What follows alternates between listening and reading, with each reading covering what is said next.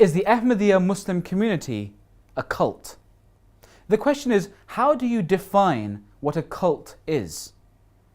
Do you define loyalty and devotion to something or someone as cultish? Because in that regard, then the followers and adherents of any religion or spiritual guide ever would necessarily be members of a cult. Or do you define obedience to that thing or that being or that organization as cultish? Because in that sense, then the employees or the staff members or the volunteers of any organization throughout history would necessarily be cult members. So are we going to start now saying that the members of any organization throughout history, throughout time, or the adherents or the followers of any religion throughout time are cult members? No, of course, that's preposterous. There are two fundamental places where this allegation of cult comes from. When people see unbridled and all-encompassing obedience, and when they see unbridled and all-encompassing love. And actually it's because of a failure to understand, comprehend, and to recognize these two fundamental pillars within society that this allegation comes about. What do I mean? When we look at this concept of obedience, this unbridled, unraveled obedience, utter obedience, we see the fact that many Ahmadi Muslims will jump when their caliph, when their khalifa says to jump. When the khalifa says to do something, Ahmadi Muslims are ready to lay down their lives. At this, people say, is that not cultish behavior?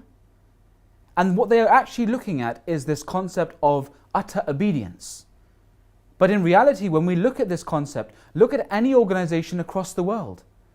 When you are signing up to a service, when you are trying to attain a benefit from an organization, be that in terms of money, be that in terms of employment, to improve your skills, or indeed to improve yourself in spirituality, you do so by taking that benefit and agreeing to adhere by a set of rules, a code of conduct, do's and don'ts, which defines the character and the ethos of that organization, but also the members within that organization.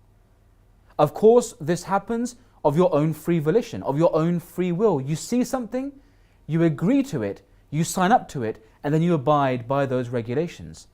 The Ahmadiyya Muslim community is no different. Seeing the mission and the goals of the Ahmadiyya Muslim community, by seeing the message of the promised Messiah and indeed of the caliphs of the Ahmadiyya Muslim community, one says that yes, that's something that I agree with, that's something that I ascribe to. And having seen that and saying yes, that's something that I wish to be part of, they then adhere to those rules and regulations. Of course, at any time, if someone wishes to remove themselves from that ascription, from that adherence to that way of life, they are of course entitled to do so, in which situation those rules and regulations no longer apply to them. So how is that any way cultish? Indeed, the employees of any company around the world, in which company do we say that the staff members do not need to adhere to the company policy, do not need to listen to the instructions of the CEO or the chairman?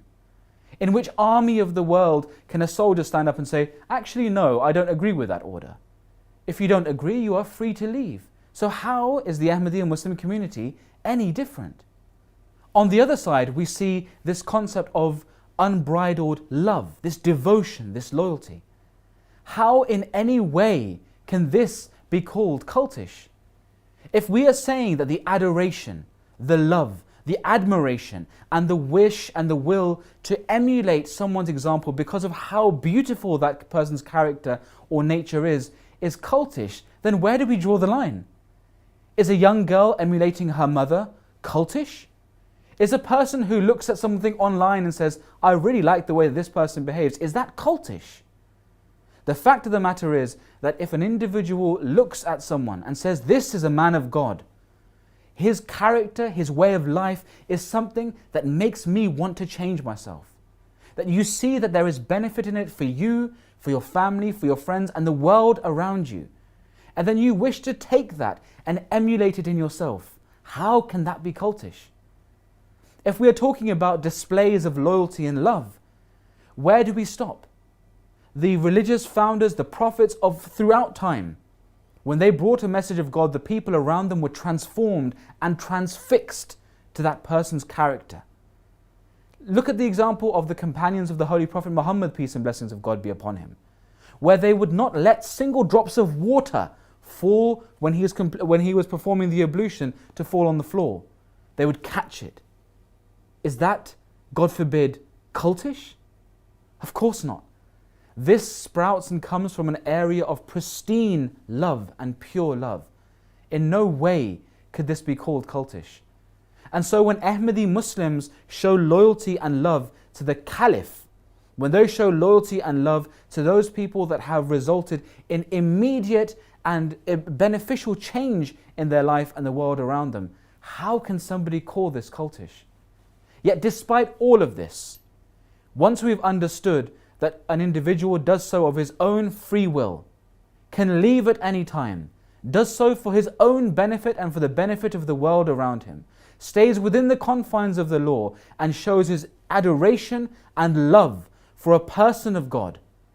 Despite this, if an individual still wishes to stubbornly insist, having misunderstood all of the facts, that this is, God forbid, in some way cultish, it no doubt says a lot more about the person raising the allegation than the person against whom this accusation is made.